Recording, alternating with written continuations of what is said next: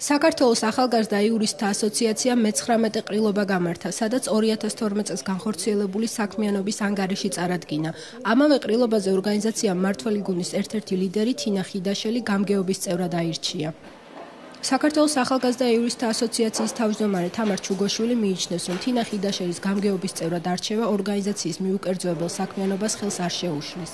მე ვფიქრობ, რომ საიას აქვს იყო ყოველთვის და იქნება აუცილებლად watchdog-ის ფუნქციის მატარებელი, რაც ნიშნავს იმას, რომ მთავარი დატვირთვა და ამოცანა, ერთ-ერთი მთავარი ამოცანა არის სწორედ ის, რომ აკონტროლოს ხელისუფლება, ის რომ 21 წევრიდან ერთ-ერთი იქნება თუნდაც მაგალითად თინა ხიდაშელი, არ მგონია ამან და მე მგონი არ შევქმნის ეს არანაირად ჩვენ ვაგრძელებთ საქმიანობას ისე, როგორც მუშაობდით, თუმცა თვითონ ორგანიზაციის ინტერესებიდან გამომდინარე, რომ უკეთესია, რომ პოლიტიკოსები გამგეობაში არ იყო.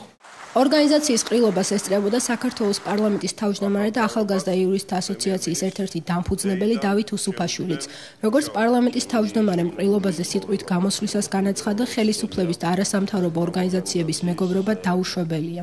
ახალგაზრდა იურისტთა ასოციაციის გამგეობაში ყოველთვის იყვნენ სხვადასხვა პოლიტიკური პარტიების წარმომადგენლები, მათ შორის მმართველი გუნდის წარმომადგენლებიც, რომ არაფერი განსხვავებული და განსაკუთრებული არ მომხდარა და ამიტომ ვერანაირ პრობლემას ვერ ვხედავ პირიქით.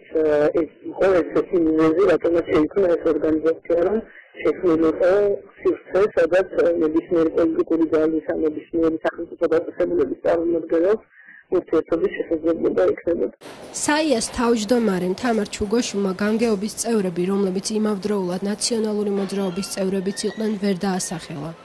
ამ წუთში ნაციონალური მოძრაობიდან არავინ არ არის. ნაციონალური მოძრაობის მმართველობის პერიოდში იყო ვინმე თქვენთან გამგეობაში ნაციონალური მოძრაობიდან? იცით რა არის ნაციონალური მოძრაობიდან? არა, მაგრამ იყვნენ საკმაოდ მაღალი თანამდებობის პირები, იყვნენ წევრები, მაგალითად იუსტიციის სამინისტროდან, მაღალი თანამდებობის პირებით, ოპოზიციის წევრებით, პოლიტიკოსებით, ანუ აი ყველანაირი შემადგენლობა ყოფილა ჩვენთან ნამდვილად.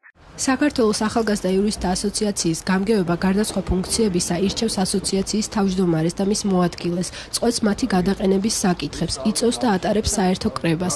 შეიმუშავებს და საერთო კრებას დასამტკიცებლად წარუდგენს ასოციაციის საქმიანობის სტრატეგიულ მიმართულებებს, ადგენს ასოციაციის თანამშრომელთა ხელფასებს, წყვეტს ასოციაციის წევრად მიღების საკითხებს. გამგეობა საქართველოს ახალგაზრდა იურისტთა ასოციაციის მმართველი ორგანოა და 21 წევრისგან შედგება. ორგანიზაციაში გამგეობის წევრები 3 წლის ვადით აირჩევიან.